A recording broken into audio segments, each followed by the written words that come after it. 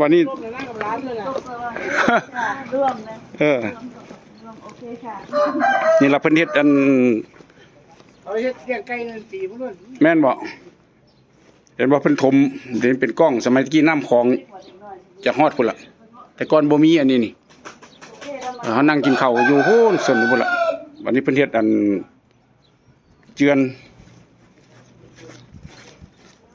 ไปแถวนี้มันสะพานลาวมิตรภาพอันนี้จะลงไปน้ำของบัดนี้แชมน้ำ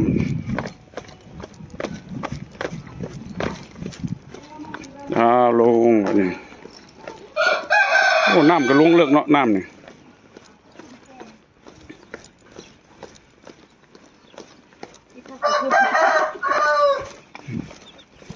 ไปลงไปสะพานจะตกน้ำเด้อน้ำเย็นดี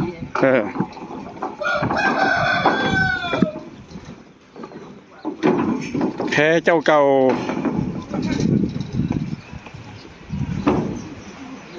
อันตลอดนะพวกเจ้าอยู่นี่โอ้ยังสวยเหมือนเดิม เอาวันนี้หมดกล้องเลยหน่อยนึง